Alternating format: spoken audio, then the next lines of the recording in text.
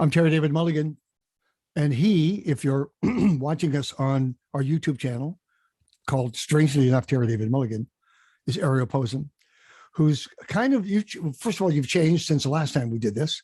Have I? I think, I can't remember if you were as clean shaven or if you were bushier or pandemic bushwhacker, I kept but, it pretty. but you're in a different kind of room. Where are you? Are you hanging? I'm in the same place we chatted last time. Yeah, my home studio here. Are you the same person?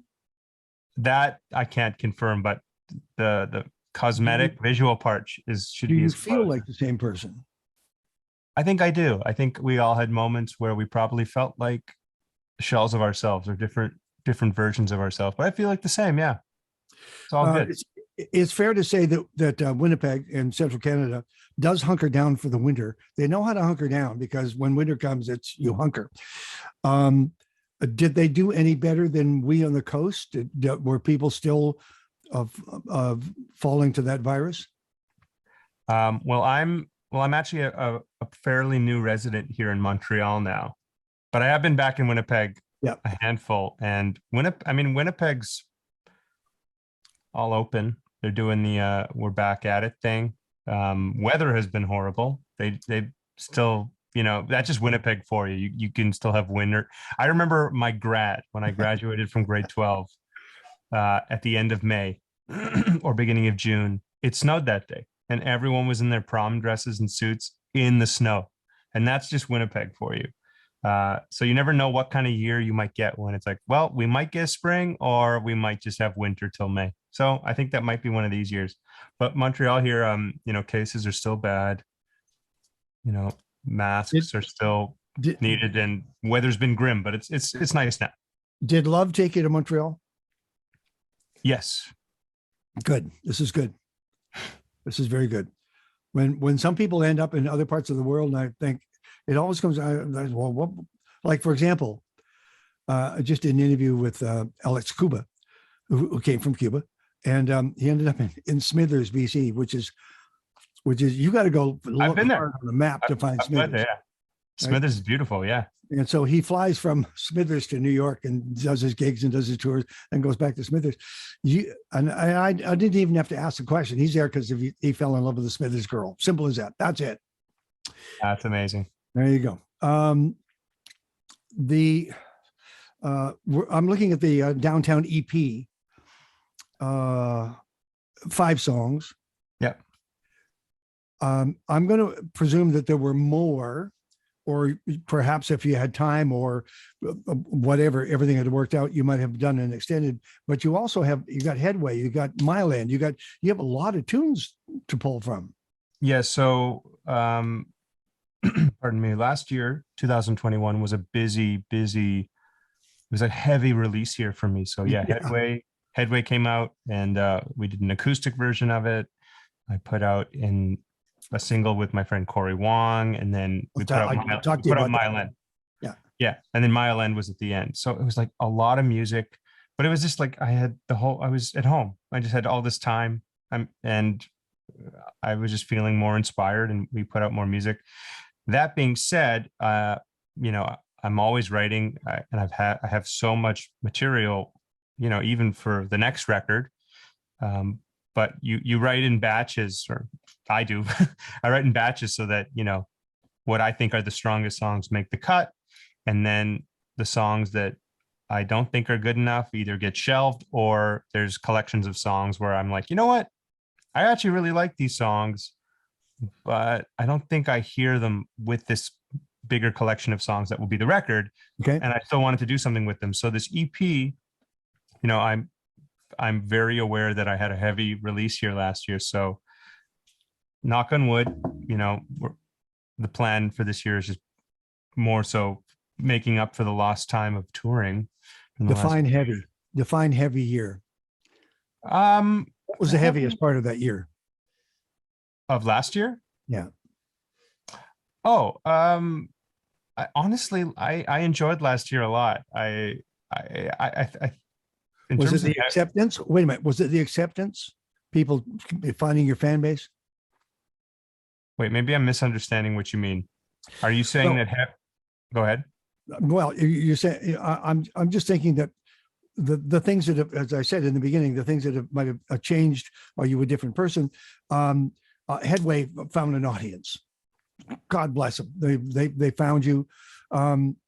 Everybody has to fight for their space on radio Right. and video, and what you do is unique to yourself. There's others working in the same venue, but basically the thing impressed me most about you when I first met you was you had a focus and a function, and you knew exactly kind of where you were going. Things would affect it along the way, but you seemed to know exactly what you had a plan. I had a Did you have plan. a Yeah, plan? Yeah. I did. Yeah. And the plan was, set out before the pandemic started, and it just shifted. It just became, okay, well, how can we execute this plan the way we wanted to while not being able to do any traveling and going Very good. places and stuff like Yeah. that? So in a lot of ways, you always think that, the impact really happens when you're on the road and you're out there doing stuff, which is true, but we just found ways to make impact digitally, which is what everyone was doing that decided to actually go through with putting a record out in that time. And it was okay. It's easy to think about how tough and annoying it was, but there's a lot of benefits to it, like time and availability.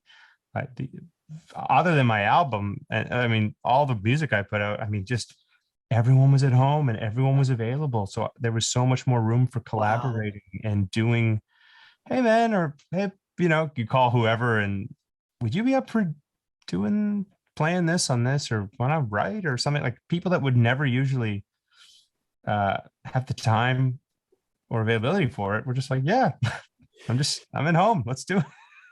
Was there a time, fill in some blanks for me here, because I need to know the whole of the story.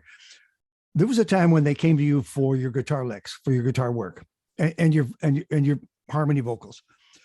At what point did they come to you for your songs, where they started to concentrate on the songs that you were writing?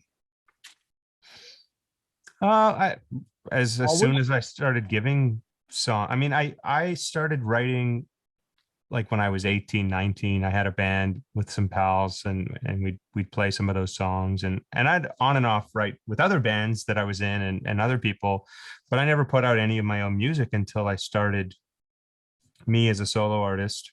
So my first record, How Long, is, the first song was called Fade. I put that out. That was really the first time with a bit of an audience and a following where I said, hey, here's some music. That's mine. It's me singing. It's my song. And then I just kept it going from there. So definitely later in the career is when I started putting out songs, because my career before that was just hired gun, Yeah. guitar guy. Yeah. So yeah, that's definitely when the shift was about the songs. But I still am doing, hey, we need some guitar on this, or we need some singing on this, or can you produce this, or can you write with this artist? Like all that stuff is there, but now it's more, instead of like, hey, yeah, so we need a banjo track, we need a rolling arpeggio clean track on this.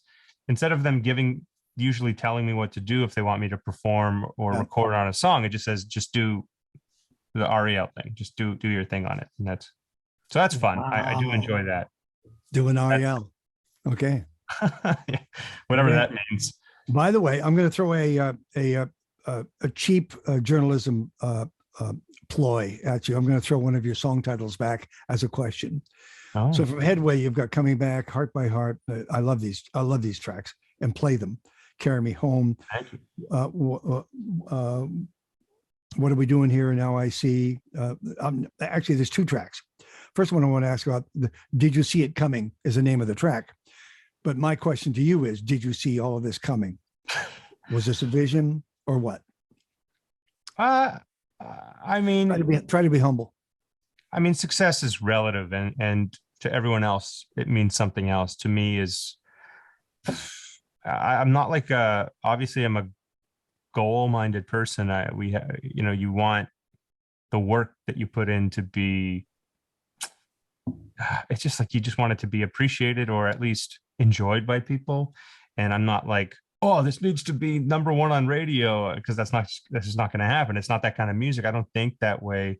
I'm also not going around thinking this is the album that's going to get us playing 3 nights at the Ryman. It's just like, that's not going to happen. And that's just not how I think either. It's just like, hey, can we keep growing the audience? Can we get people, just put more ears on it? And yeah, we did that. And, Okay. I always believe in, like, just take your time. It doesn't have to be like an No, overnight thing. and it's admirable. And I like that about you. I really do. Did you see it coming? Was the question. Yes or no? Uh, I did see, I think I saw a positive response coming, because I felt very passionate and positive about the music, and I put a lot of work into it. So Okay. I hope that. I don't know what your family did. Were you meant to do this? Maybe Yes. were you meant to stand on the stage and have a follow Yeah. spot? And okay, Yeah, both my parents are musicians. okay. I grew You up. like that spot? You like that spot in the light in front of the stage? You know what? It doesn't even matter. I just like being on stage. I like performing. I will say that the difference between, being in a band or being a musician backing up an artist, the difference is just the rewarding feeling of, like, hey, these. It's not that, like, you need the limelight, or like you need that attention. It's just, wow, these people are here because they bought a ticket because my name's on it, or they're singing along to a song that I wrote at home. Like that kind of rewarding feeling that is something you don't really experience You know, with a hired gun. So, I mean, it's not like I'm going around expecting it. I don't go around addicted to it now, but it really does make a difference. It is a special feeling to know that, like, your work is being it's working for you, so to speak.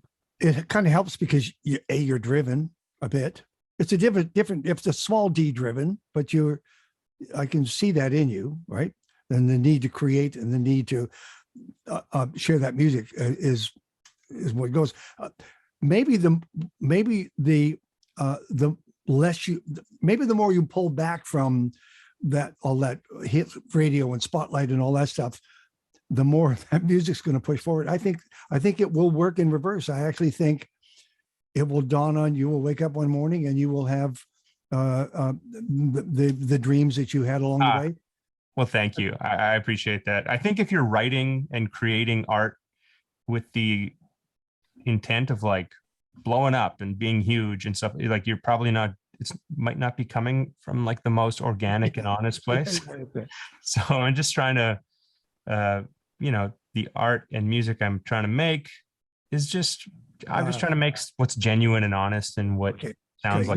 Here's the deal. Here's the, and I don't want this to rankle you. I don't want you to get bristly on me, because I think it's important that not me, you and I back and forth, but the audience listening. Here's the thing. What is it that you're doing that is unique unto yourself and it has to be searched out to be found in some cases, but when you find it, strikes the heart? Like, what is it? Like, who you are. What is, if you were describing yourself to someone who, like an aunt who you haven't seen in years, what are you doing now, Ariel? Can you describe it? What is it that you're doing in your music that has finally found a home in yourself? Well, it's like when you go to a coffee shop and you just want a coffee, and they go, so what are you doing today?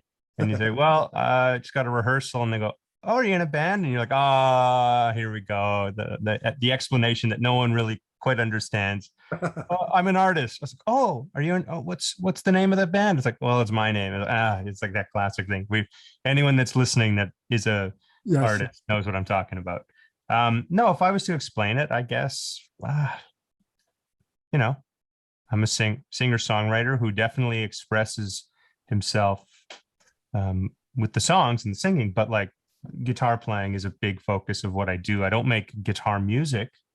It's definitely not guitar music unless you're listening to my solo guitar record called Mile End, but it's guitar driven music. That's the instrument or the tool that, helps me express myself musically.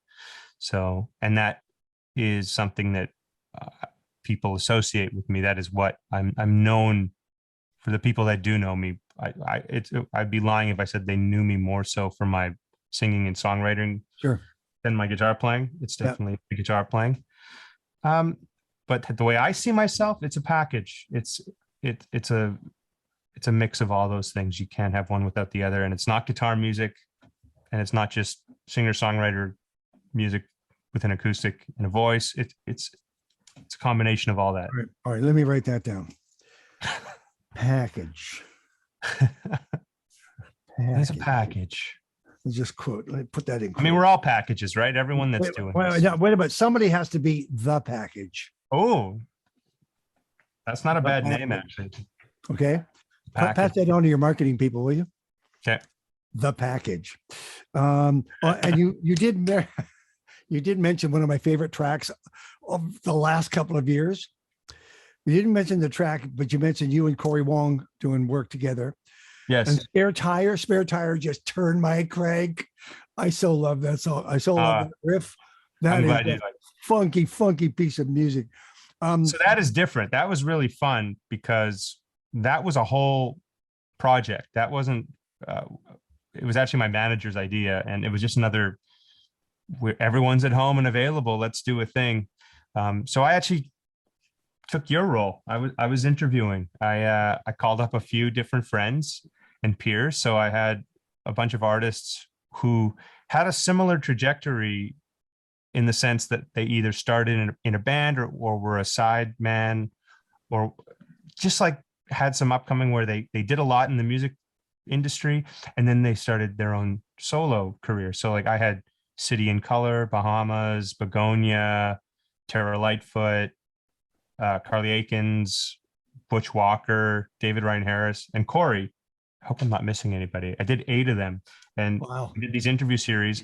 And then at the end, I had them all do a song, and I put together a band, and we all recorded remotely and filmed it and put it all together. And everyone's episode, which is all on YouTube, by the way, on my YouTube, it's called Notes to Spare. Yeah. We all did their song, right?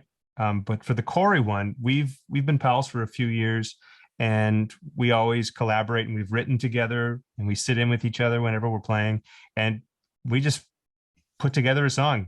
So he sent me some chords. I kind of spliced it and made an arrangement, and then I sent it to the drummer, bass player, then I did my stuff, and that was the only like original piece that came out with it. So it was like, you know what? This is kind of a really fun little track for fun that we don't have to, give it I mean, it's obviously very funky and it's way more like his style of music than mine, but like, let's just put this out. This is too fun to not put out. And it was like a great little summary thing to put out. It was fun. Oh, you're heading out on the road. Yeah. You're going to do tunes from my land. Tunes from possibly. Well, the thing about the Mile End is just so somber, slow. Wait a minute. No. Haunting. That's where I fell in love with Clawhammer. A Clawhammer. That's not somber. Clawhammer is not a somber one, but like the whole just solo guitar is it's got a very just moody thing to it. I'll mark that down as Mile End. No, don't hold your breath if you're going because you're a fan of Mile End. However, I like to throw in pieces of all those songs.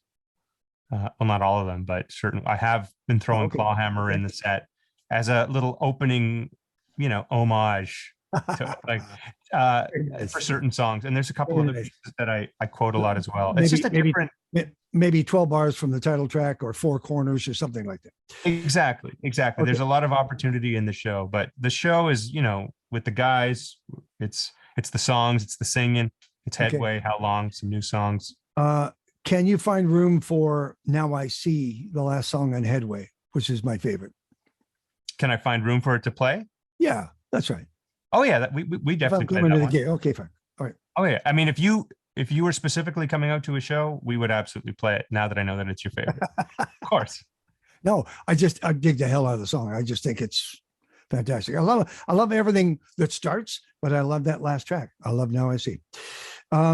the downtown EP. Now this being April, May the 20th, May 21st. Yeah.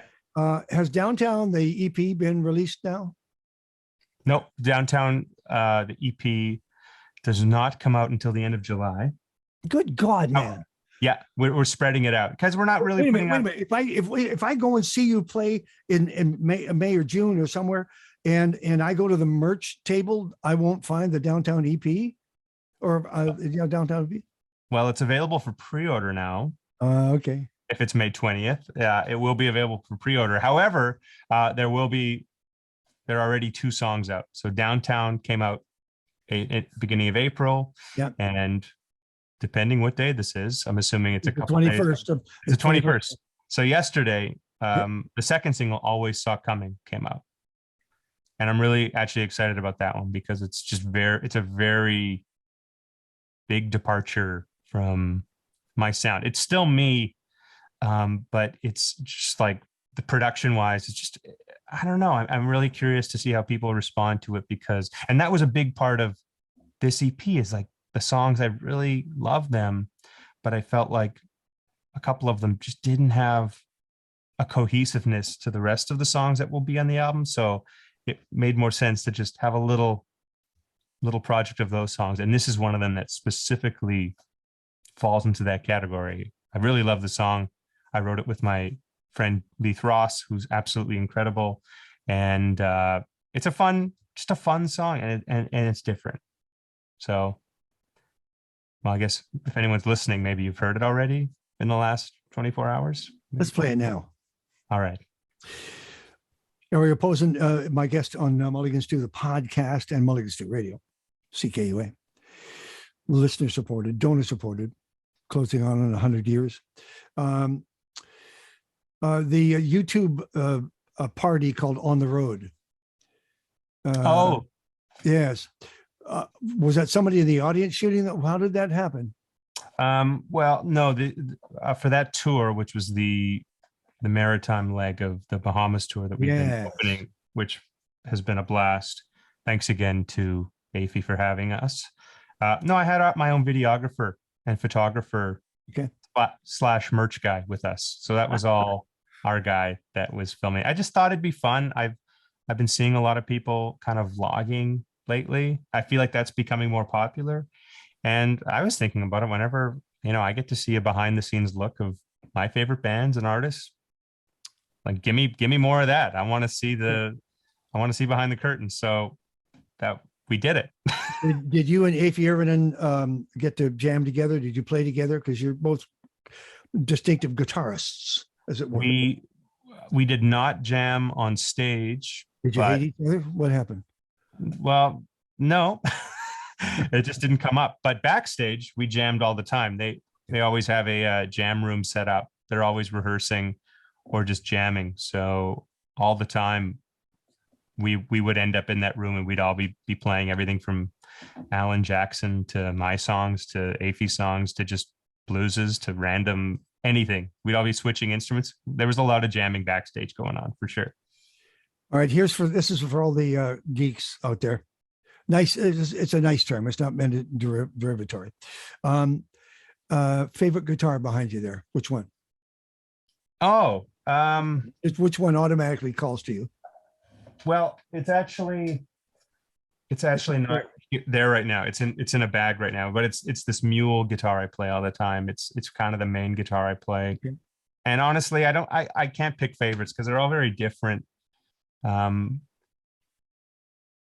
just very different. I guess it's a matter of like, what am I doing? Then that would be my favorite for that.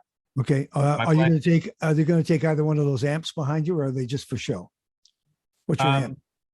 You can't see it, but the one over here will come with me. Yeah. Except for this first leg, because we fly out to the West Coast, so we can't take our own stuff.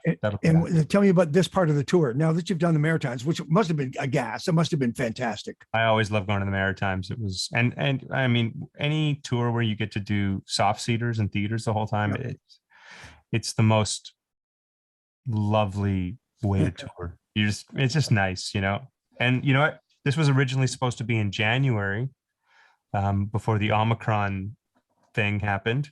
Yeah. And I'm actually glad that it got, and it affected everything. It moved the tour that I start in 2 days. Uh, it pushed that back a week, and luckily my agents were able to make it all work, thankfully. But I'm actually glad it happened in the spring because the weather was just so nice, and driving around in the winter in the Maritimes, I don't think would be as No. lovely. So no, it was great. It was. You went as a trio? Yep.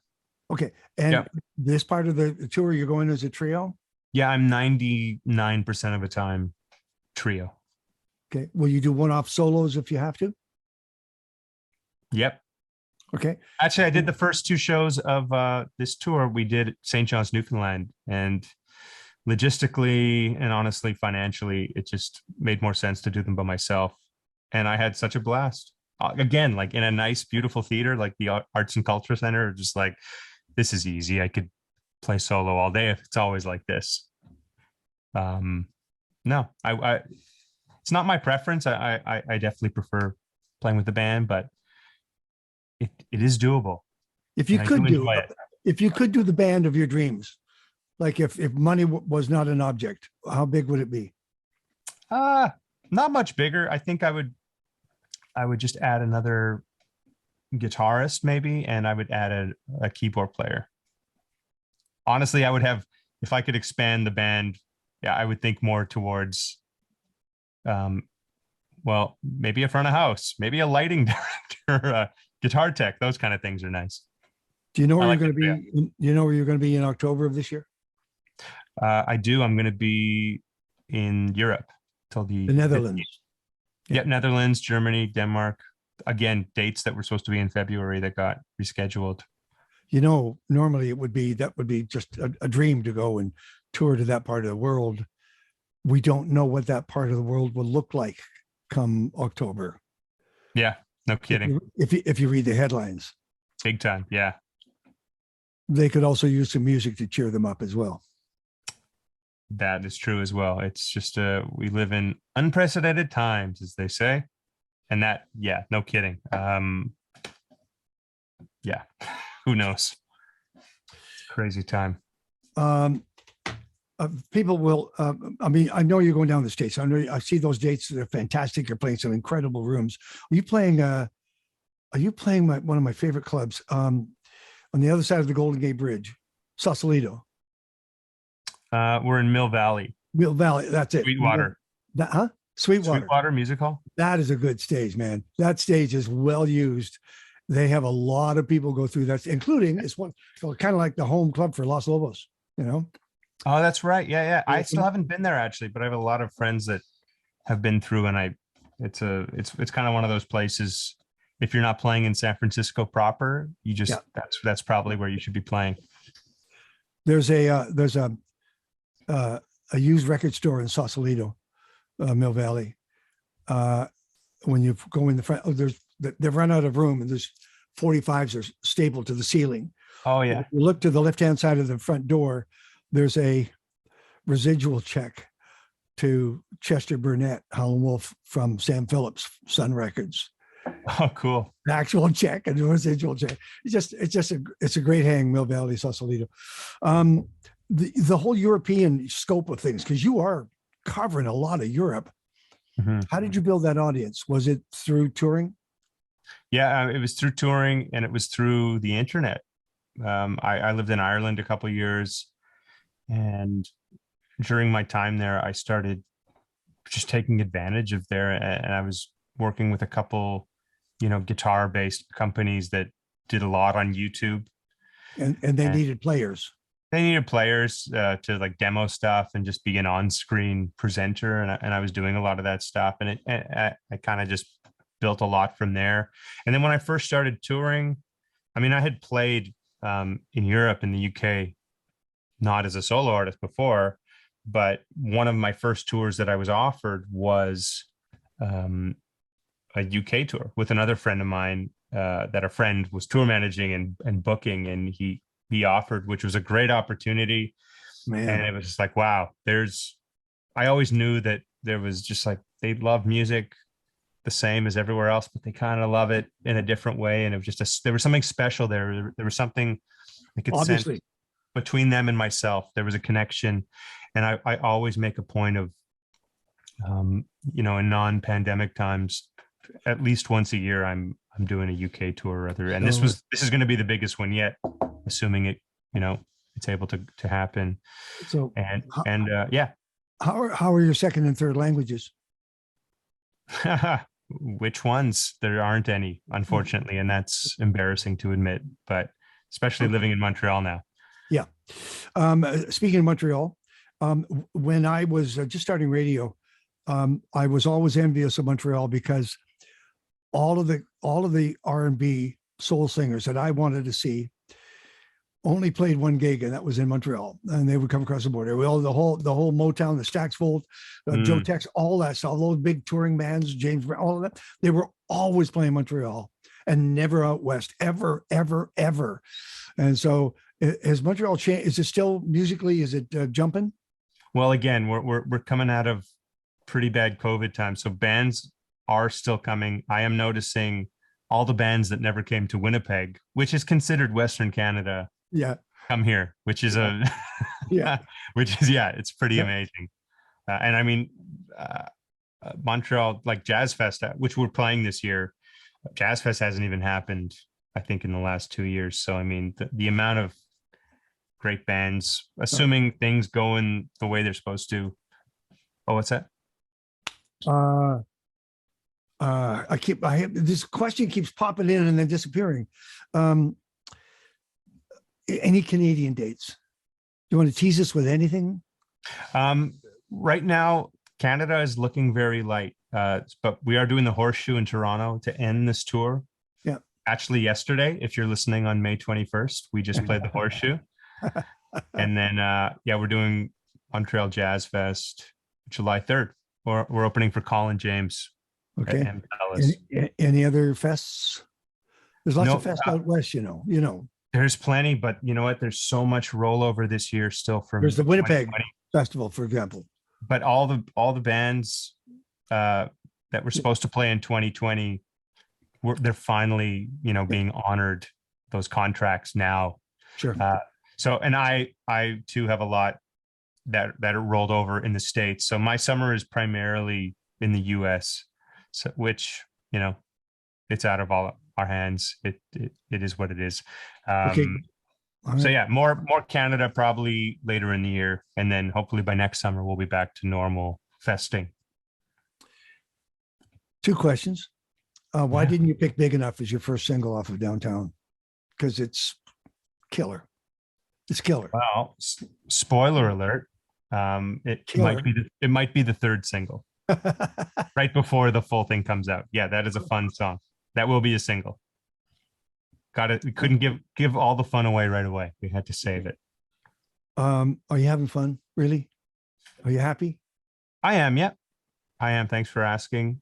I am. It's all about your perception, as you know, and you can choose to be as miserable as you want, or you could choose to be as happy as you want in your lane, doing what you're doing in the way that we are. It has been, I know it's been tough for everybody, and I'm not fully trying to sugarcoat it, but I am happy. Things are good. I'm pleased. I'm grateful. Do you love that line that it's a bio I saw go by? Occupying spaces between genres. I don't think of you as occupying a space between the genre. I think of you as occupying space between notes. You occupy and control the space between the notes, even though you're not playing something, you're playing something. When you decide to play is only is the punchline to the space between the notes. Right. Yeah. That's what I'm digging. Space is everything. It's the notes. It's not the notes you play. It's the notes you don't play. You and Miles Davis. There you go. Not that I would compare myself, but have a great 2022. Whatever. Hey, thanks, man. Thanks for having me. It's nice to catch up with you. Ladies and gentlemen, the complete package, Ariel Posen.